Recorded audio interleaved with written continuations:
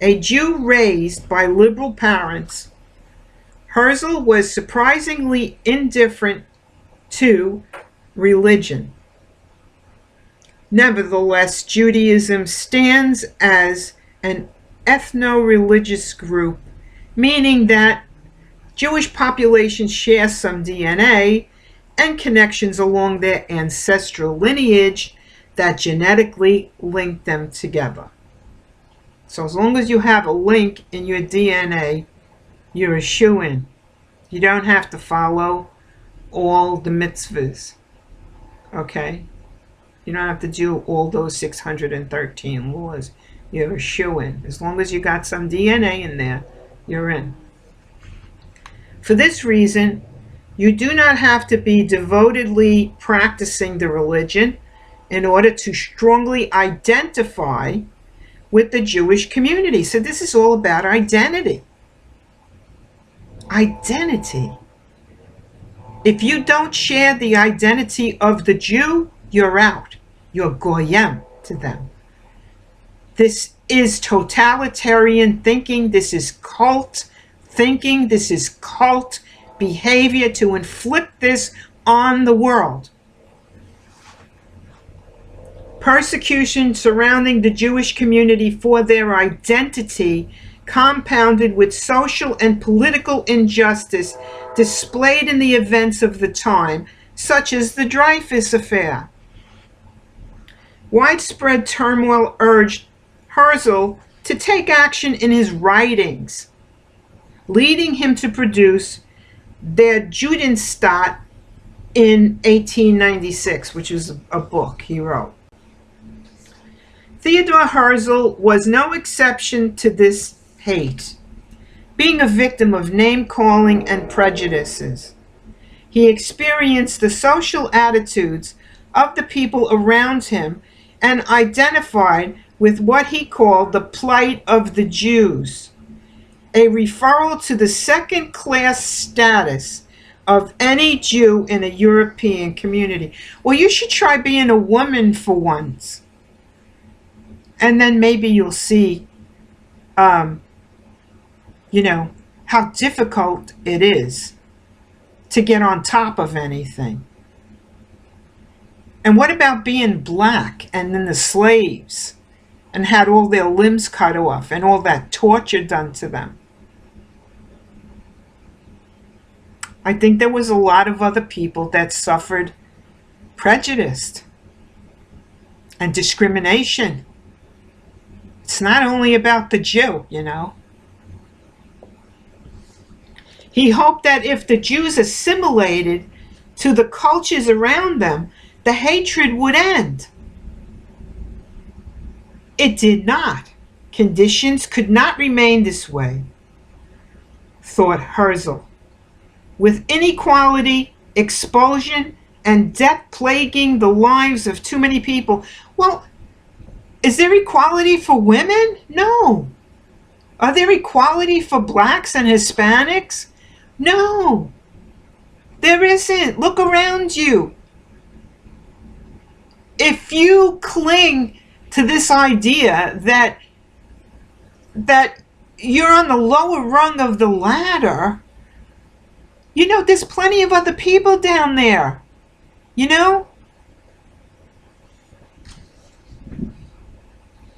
Conditions could not remain this way, thought Herzl, with inequality, expulsion, and death plaguing the lives of too many people. Thus, Der Judenstaat was born, a pamphlet that proposed Herzl's solution for the suffering of the Jews. Der Judenstaat translates from German to the Jewish state. So he wrote a journal called Der Judenstaat, which when you translate it from German to English, it is called the Jewish state, which 52 years after this publication exists the state of Israel. The state of Israel was born due to the mission and message of Zionism. Zionism is the movement to return those of the Jewish diaspora back to their historical origins, the land of Judea. Before Herzl established a movement, the term Zion simply referred to a hill outside of the old city of Jerusalem. Jews were first exiled from this land as early as the 8th century BCE by the Assyrians and faced centuries of expulsion by the Romans afterwards. Terribly, the Jews never found a home outside of the land of Judea that truly and openly welcomed them. From their initial expulsion until the late 19th century, Jews were exiled, persecuted, and executed wherever they lived in Europe or the Middle East.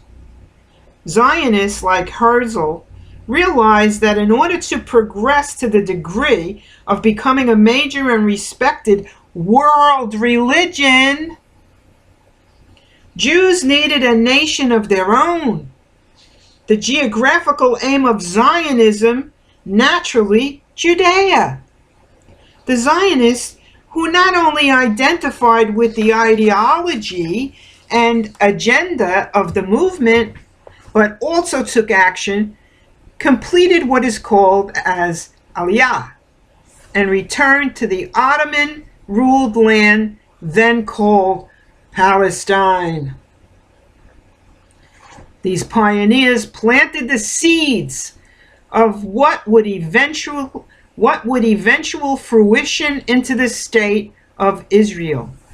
The mission of Zionist settlers was to establish a peaceful and stable nation for the Jewish people as they escaped persecution in Europe and Russia. For centuries, Jews had become treated as subordinate. Often they had to flee to avoid death by pogroms or sporadic hate crimes. There seemed to be no safe place for the Jews, no place for them or their religion to flourish. Escaping this tragic reality was the aim of Zionism. It is not surprising that the direction of this mission was Palestine, the area that encompassed the Holy Land promised to the Jews by their God. It was British Jews who first made their ways towards Palestine in 1910. Upon reaching the shores of Jaffa in 1897, the British expeditioners were compelled by the importance of their own mission to overlook the Arab populations already living peacefully in the land. Then came the Balfour Declaration, the Treaty of Versailles. The British government issued the Balfour Declaration in 1917 to officially support the establishment of a national Jewish home in then Ottoman-ruled Palestine. This national document was one of the first steps towards dramatic political changes on that particular piece of land over the next 60 years. The Balfour Declaration aligned with the final years of the First World War, but preceded the enactment of the Treaty of Versailles. The conclusion of World War did not indicate upcoming global solidarity and widespread tranquility. In a proactive manner, the Zioms advocating Balfour Declaration aimed to gain Jewish support of British and Allied forces in the years following World War I. This treaty, along with many other global changes, declared the right of minority populations to independence and self-governance. Do you understand what that means? I'm just going to read that again. in a proactive manner the Zionism advocating Balfour Declaration. So basically the Balfour Declaration was to appeal to Zionism, and it aimed to gain Jewish support of the British and Allied forces in the years that followed World War I. So only 2 years later after that, the war was concluded with the signing of the Treaty of Versailles. And this treaty, along with many other global changes, declared the rights of minority populations to independence and self-governance. Now, there's something in law that allows what is called self-determination. And that is a law that allows a group to declare sovereignty. But why isn't it applicable to the Palestinians to declare that sovereignty through self-determination? If it's good for the Jews to use the law of self-determination to declare sovereignty, then it's good for the Palestinians to use that law to claim self-determination also. But the problem is, they were being held down, and they were being used for you to enrich your structure, your political structure, so that when you wanted to declare self-determination, everything was in line for you already, because you used the Palestinian as a stepping stone to get where you wanted to go. You used self-determination by stepping on the Palestinians to get there, to give you the right to declare sovereignty.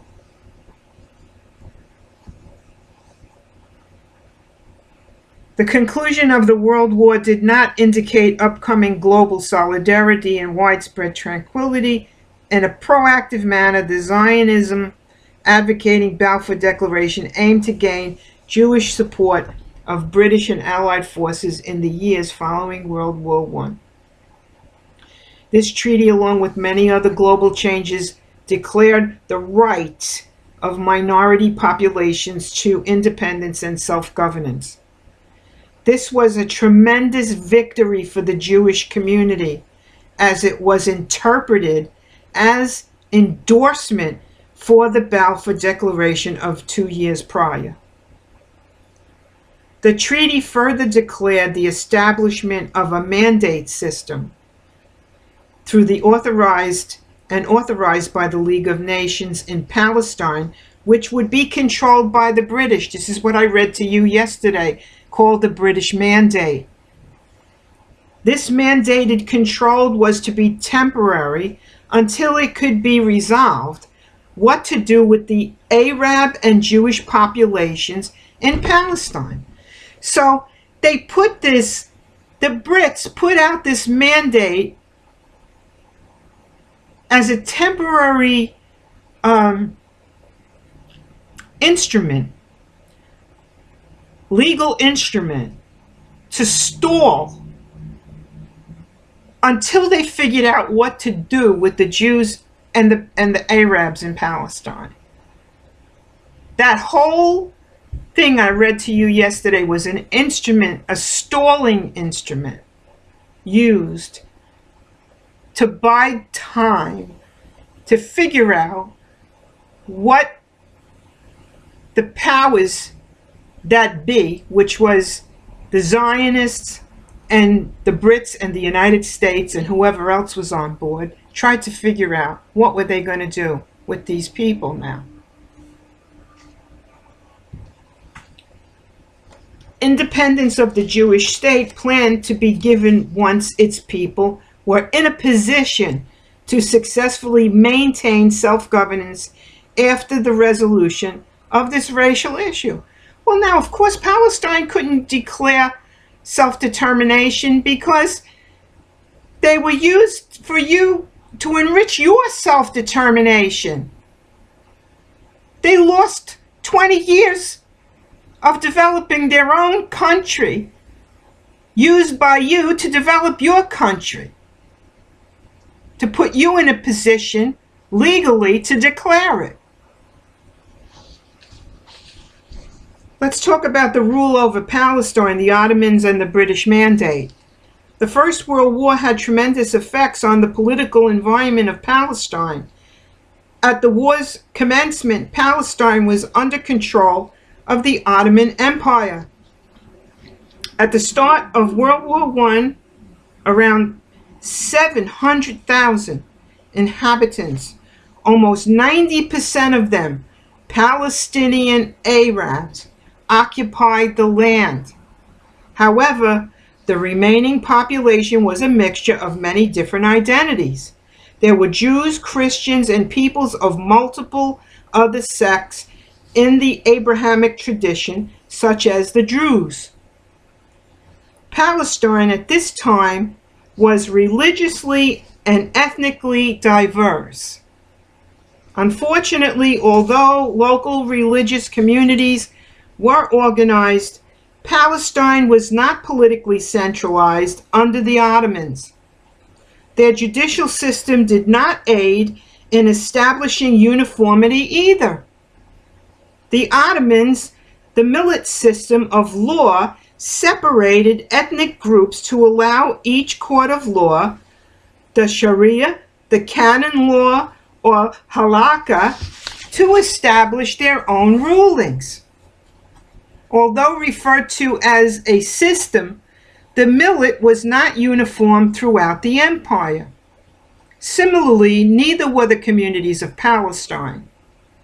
Before World War I, under Ottoman imperial rule, Palestine did not have the industrial development of Western European nations like Great Britain. Throughout the war, the Ottomans struggled to maintain their hold on Palestine as these European nations introduced their industrialized artillery into the region. Before the war's end, the Ottoman control of the Middle Eastern territories was overcome by the British and the French forces with the aid of Arab guerrilla forces under T.E. Lawrence. The British conquered the land of Palestine in 1917. 5 years later, the League of Nations officially instituted a British mandate over the region. A mandate of this kind was considered by the League of Nations as temporary and served the purpose of ensuring the well-being of a non-self-governed population, as well as aiding in the advancement of the area towards modernization. This particular mandate officially recognized the historical significance of Palestine to the Jews, but it also promised Saudi Arabia territorial gains for their help against the Turks. So Palestine was a bargaining chip. See? Britain promised the Jews, but they also promised Saudi Arabia. It entrusted to the British to establish a national home for the Jews while simultaneously stipulating that the rights of the indigenous people be protected. The limit of this intention was Transjordan, areas east of the Jordan River. Under the British mandate, the Arab and Jewish communities were allowed to deal with their internal affairs. The economy expanded and Hebrew educational systems developed.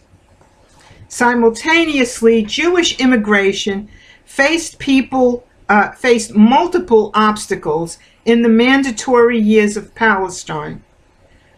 The White Papers of 1930 and 1939, as well as the 1940 Land Transfer Regulations, restricted the internal communities from growing as Great Britain was concerned about offending Arab populations. So you buy Palestine, you make a deal with the Jews, and you promise the Arabs something, and now you have to just stall to figure out what you're going to do with the people that are in the place that you use as a bargaining chip. The mandatory era of Palestine ended in 1948 when a civil war erupted and the state of Israel was proclaimed.